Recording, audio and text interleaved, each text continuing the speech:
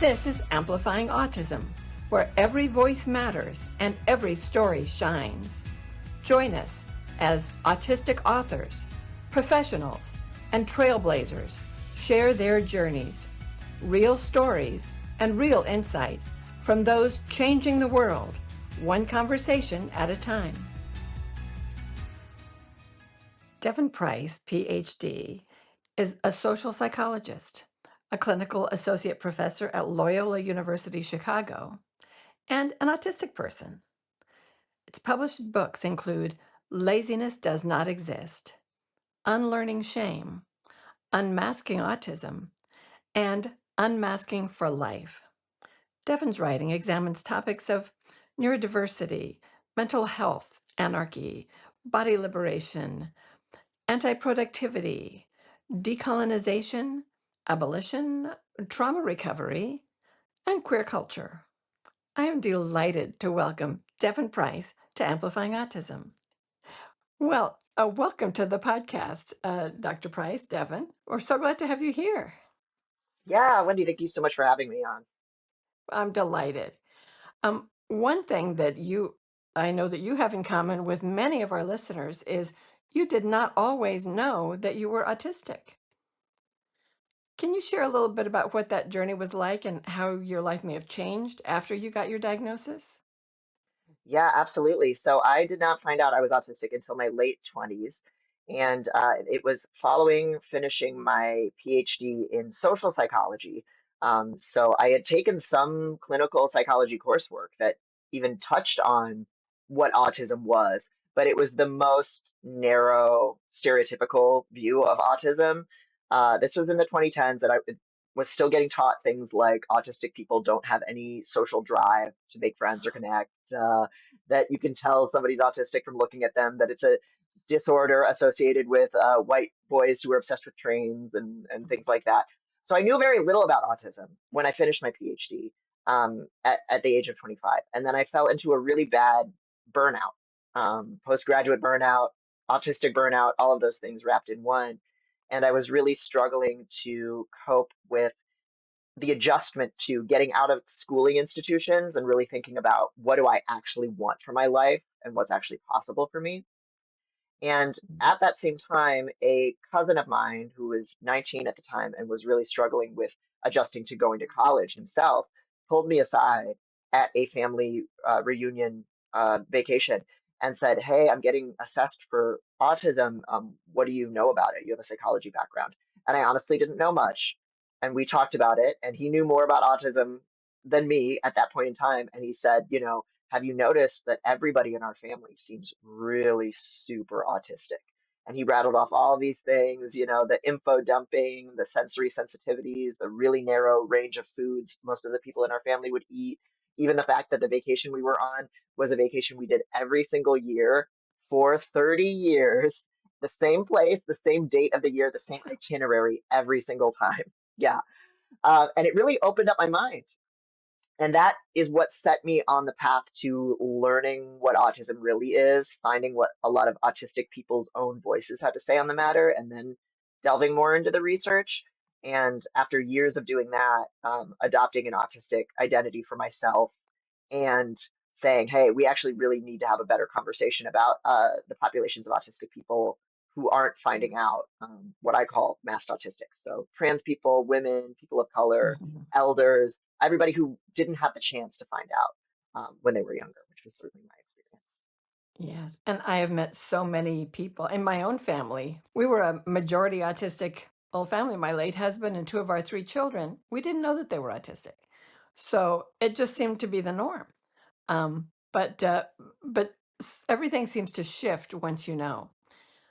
And you mentioned burnout. A lot of people that I've talked to really experience burnout, usually as a result of just masking full on for so long. And I just want to hold this up for a second. Uh, Almost every one of the places that I go online where people say, "Oh, what should I read if I want to learn about autism?" This is the book that they're talking about. So I just want to make sure that if our listeners have not already gotten this book, that's the book to get, Unmasking Autism. And one of the things that you talk about in there is there was a line, and I'll probably quote it wrong, a line about how people are born with the mask of neurotypicality pasted to the front of their faces or something like that. Can you talk a little bit about that feeling? Because you express it in a way that not everyone does, and it's very moving. Thank you. Yeah.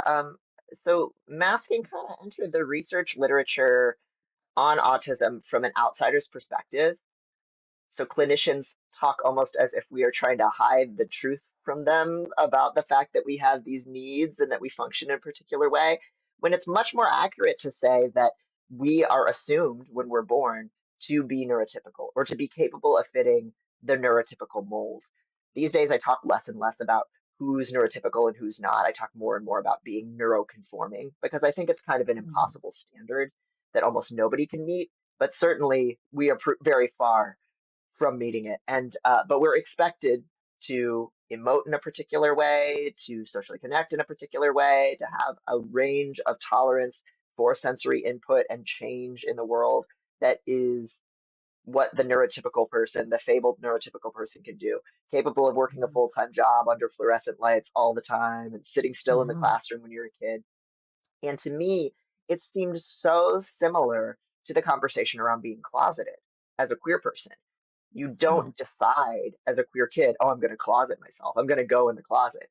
You're born into Yeah. the closet because the world assumes that you are cisgender and heterosexual, and everything they teach you is about this progression to getting married as a straight person, having children as a straight person, never transitioning, and not flouting any of the norms in any way. And so you have to realize, oh, I've been put in this limiting box and force your way out of it. And it's very much the same phenomenon for a lot of masked autistics, where we were taught this is how you have a conversation with a person. You have to make eye contact, even if it's painful. You have to be independent, even if that's not realistic or safe or healthy for you. All of these standards. And we have to decide at some point way down the line to step out of that and to flout that. But we are born being forced to be that. Yes, and it's for the purpose of making other people comfortable. Inst and why aren't they thinking about making you comfortable? You know? It's an unrealistic expectation, but that expectation is certainly there, big time. And I know a lot of people that I've talked to have felt like they were broken or like they were weak because everyone else manages, sensory experiences as if it's nothing. And as a neuro privileged person, a lot of sensory experiences are like nothing to me. I can get used to it, I can adjust to it, it's not painful. But I know that's not true for everyone. Those sensory experiences uh, read very differently and are felt very differently. Yeah, in fact, even how our brains attenuate to that stimuli is different. So for Mhm. non-autistic people, we really do see in the research that there's kind of this cocktail party effect where if there's a ton of different noise in the environment, whether that's literal audio noise or like textures or something, your brain, if you're not autistic, typically learns to drop awareness for the stuff that isn't relevant to you, kind of ignoring the feeling of the elastic of your underwear, ignoring the chatter of a Yes. conversation you're not listening to, so you can zero in on what you do want to listen to or the sensations that are important. And that's not what happens with autistic brains. When there is something that is uncomfortable for us on a sensory level, we see that the distress gets more and more heightened over time, which really explains meltdowns, autistic shutdowns, a lot of the frustration and exhaustion that you see a lot of us feeling in the world is that we just are in this pot that is getting hotter and Mhm. hotter, but we feel it the whole time, unlike get like most people who just kind of adjust to it. Yeah. One time I was in the van with my kids and an alarm broke so that it was making a beep as if a door was open when no doors were open. And we still had to drive home. And I felt terrible because I knew it was hard for them. I'm turning on the radio saying, "Is this helping?" And about halfway home, at one point I said, "Well, at least that annoying beep stopped." And they said, "No, it didn't." And I listened, it's like, "Oh yeah, it is still there." But I really did not hear it. But at least I understood that they did. Got them home as fast as I could. Another thing I hear a lot of people that I talk to who are late diagnosed autistic folk, um, they have been calling themselves names their whole lives. And one of them is lazy. They're told they're lazy. They feel like they're lazy if they can't do. And I'm going to hold up another book. Laziness does not exist. The title alone is worth, but of course, reading the inside of it is even better. But you must have met a lot of people who really struggle with calling themselves lazy, even if other people don't come right out and say it. Yeah, I really think of that book, Laziness Does Not Exist, as being kind of the book for our ADHD and ADHDer kin, because Yes. I that is the population that I've seen the most be told that there's something wrong with them for the fact that they just need a structure and a social Mhm. motivation in order to get things done. Like at the end of the Yeah. day, if we're talking about some of the things that a lot of neurodivergent people struggle with, initiating a task, staying on task, breaking up a task into small components and executing it, that kind of stuff, that comes down to needing a structure and needing usually other people around, which is how most humans have done most tasks throughout history. We've not done most things alone. We've lived communally. We've farmed and made foods communally. We need other people in order to be motivated. And it's not unusual to need help to get things done. But we live in a world that is so deeply individualistic and isolating and that demands people be so independent that anybody who needs that support we call lazy. Yeah. And that's kind of what I come down to in my writing around laziness is that there's a fundamental lack of curiosity about what's going on inside of another person. If we see them Mhm. failing to complete a task or failing to get moving and we just say that they're lazy, that means there's some barrier there that they are facing that we either can't see or we've decided for some reason isn't legitimate, even though it's obviously stopping them, it's obviously freezing them.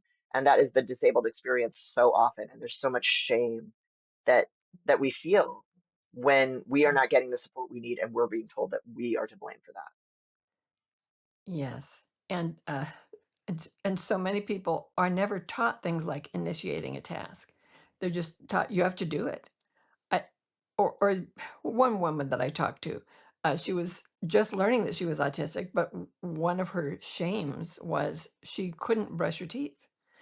It was just the most horrible thing to try to brush her teeth. And when she told her therapist, I can't brush my teeth every day. I just can't brush my teeth. And he said, well, you got to brush your teeth. And that was the end of the discussion. There was no, is it a sensory? Is it the feel of the brush? Is it the taste of the toothpaste? There was no discussion about how to make it easier. There was just a flat out, well, you got it. And that kind of thing is not helpful, as I know you're aware. Yeah, and there's such a lack of like a harm reduction perspective there. Like that is such an opportunity in the therapeutic relationship to open up the door and say, okay, well, can you Yeah. use mouthwash? Can you use a floss pick? Can you eat an apple? That does help clean. Like what things can you do that are attainable for you so that you feel more Yes. comfortable and feel more empowered and less shame? And so much of it comes down to having autonomy and having control over your own life. And the therapist Mhm. just took that away by just saying, you have to do this thing Yeah. that's painful to you and there's no other solution. Yeah. Like it's so terrible. Yeah, this was not a neurodiversity affirming therapist. And once she Right. learned that she was autistic, she did find someone that she could talk to that didn't make her feel worse about herself.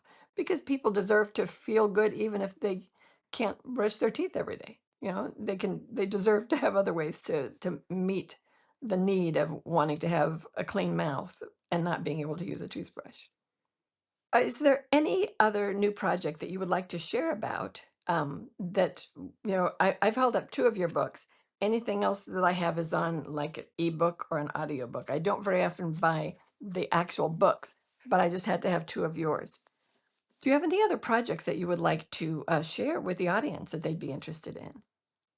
Sure. Yeah. The most recent book that I have that came out last year in the spring of 2025 is kind of a sequel to Unmasking Autism. So Unmasking Autism is kind of introducing the idea of masking, the negative impact that it has on our lives, the really diverse population of autistic people who wind up having to mask for reasons of racism, sexism, transphobia, just lack of medical access and stuff like that. And that book has had a really positive impact. It's connected with a lot of people. I think it came out at a moment where a lot of people were getting open to the idea of neurodiversity and finding out that they were autistic. And there was a lot of questions that came from people from that after having read that book of, okay, I'm on board with the idea of accepting myself as a disabled person and I'm masking, but it doesn't just stop there. I might be on board with that idea, but how am I going to live if I can't work a full-time job? Or how do I change things up in my family because they have all these expectations for me that are based on kind of the neurotypical script? And so I kind of really explored what comes next, and that's the sequel. It's called Unmasking for Life. I do actually have There the it book here. is. Okay. Yeah, yeah, The Yes. Autistic Person's Guide to Connecting, Loving, and Living Authentically. And I kind of like to think of it as actual social skills for autistic people, because so many social skills trainings for autistic people are how to conform.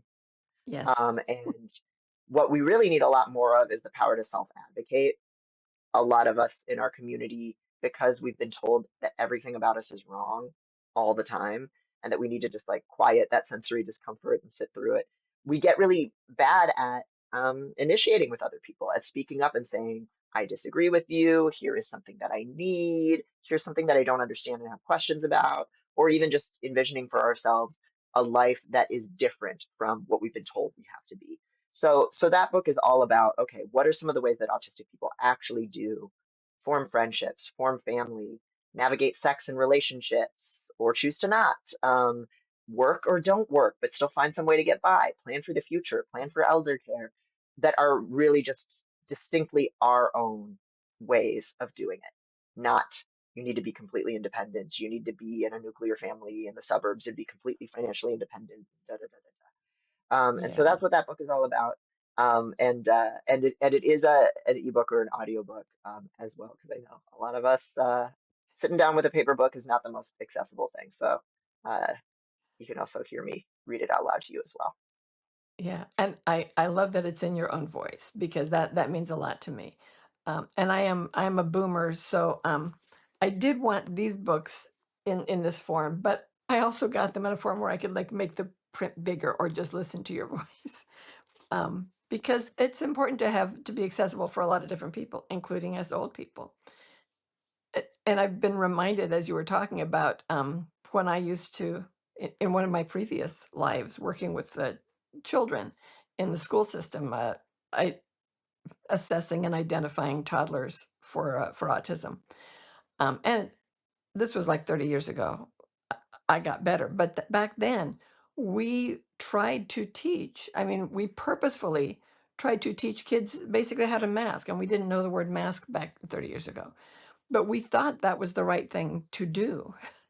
And now, of course, we know. And the reasoning was we don't want them to get bullied because there was an awareness that these were the kids that were more likely to be bullied. But before I retired, there was already a shift coming of why don't we teach everybody else not to be a bully, you know? And I know we're still not there where we're supposed to be with that, but that's what I would certainly like the focus to be.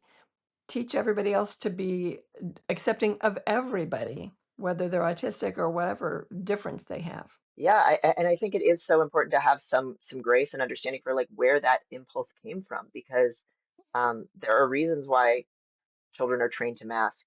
This conversation happens a lot in like Black autistic families, right? That if you're worried about your child being singled out by the police or shot or arrested or disciplined more harshly at school, then you might feel that you have to have this conversation with your kid about here's what society expects you to do. And I think Yeah. in the role you were in, and a lot of providers, what they think they're doing and are trying to do is deal with the fact that there's this ableism all around the world that is going to affect the lives of these kids. And so, if you can't change the world, you think maybe I can prepare the kid to be less detected and singled out, and then they'll be able to get a job or they'll be able Yeah. to finish school and they won't get bullied. But as we know, it doesn't really work like that. It It just teaches them that they're the problem. it is not perfect. But for kids and adults who just are discovering this about themselves, to realize that they that what it is masking. As in your other book, you taught people what is masking, and that everybody else isn't doing that. You know, I don't mask. I'll just walk right into a grocery store with no script prepared and just buy stuff and chat.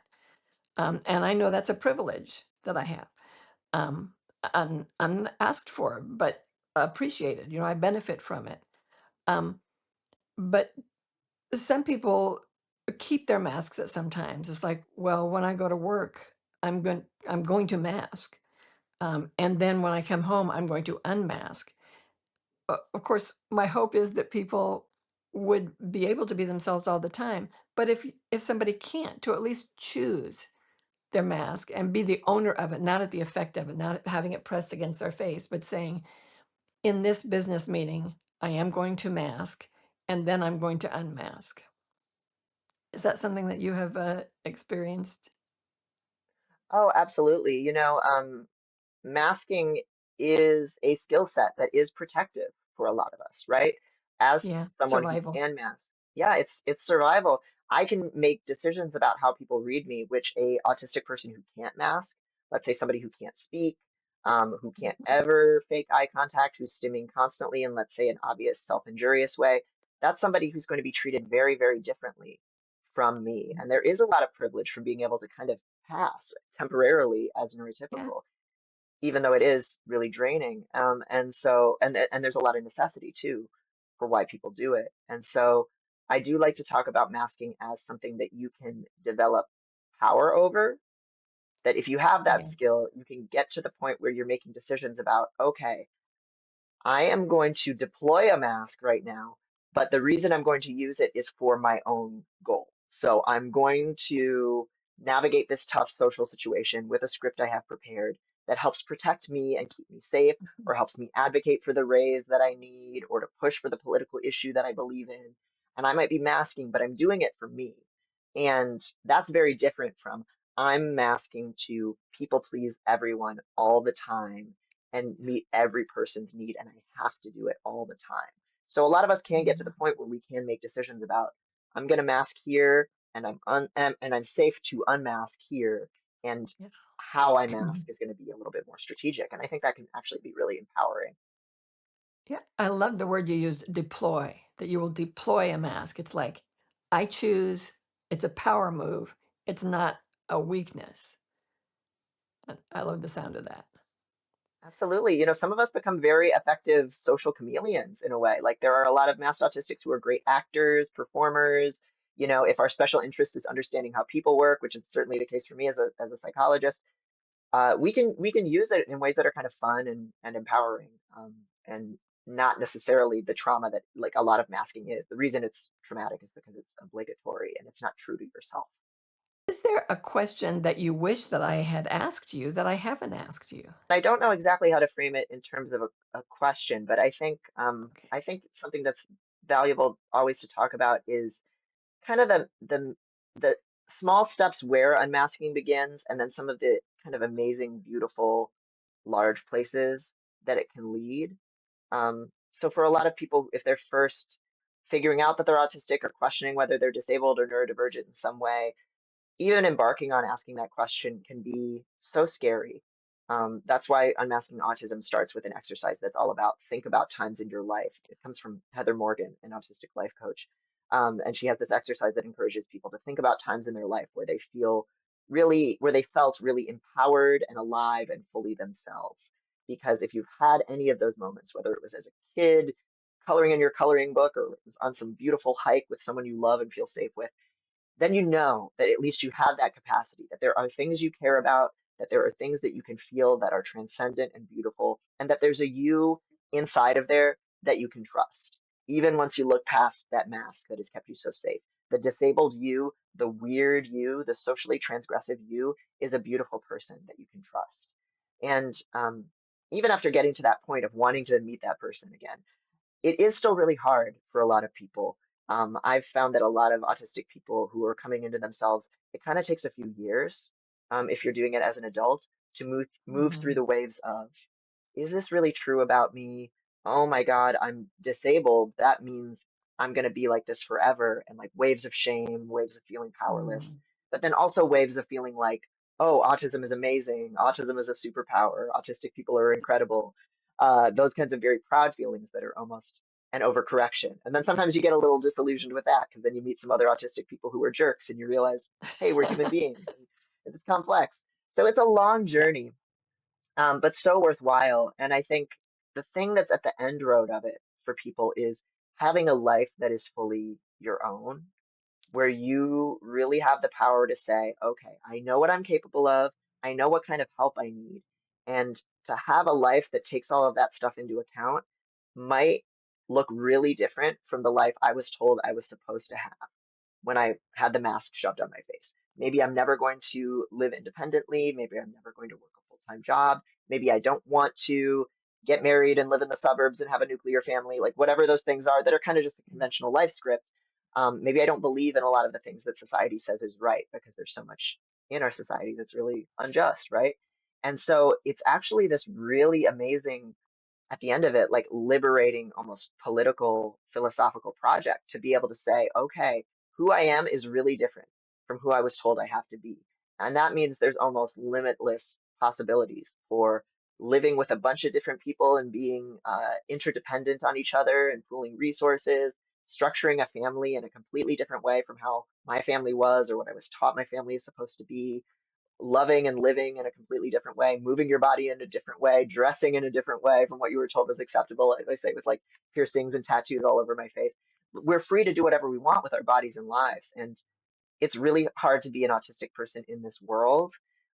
We are really marginalized and struggle with underemployment and all these vulnerabilities. And also, what a successful life looks like for us can be something completely different from what we were told the benchmarks for success are. You can be someone who does not have a penny to your name and relies on other people for care, who can't feed yourself, and you can have an amazing life that is totally different from Yes. what people expected for you and can be fully your own. That is beautiful. I love that. And I know that's really gonna ring true to our listeners because, that means so much to know that it doesn't have to look a certain way. Your life doesn't have to conform in order to be meaningful and important. Well, thank you so much. I really appreciate this time that you've given us, Devon, and of course, I've always been telling people to get your books, and I'm gonna say it again. Not just these, well, let's do it the right way. If you ever thought you were lazy, you're not. And if you're just learning about masking, learn about unmasking, and then get the next book so that you can delve more deeply into this whole experience of what it's like to be autistic. So thank you so much. Oh, and how can people get in touch with you if our listeners want to reach out? What's the best way? Sure, yeah. So I write kind of shorter form stuff regularly on Substack at drdevonprice.substack.com.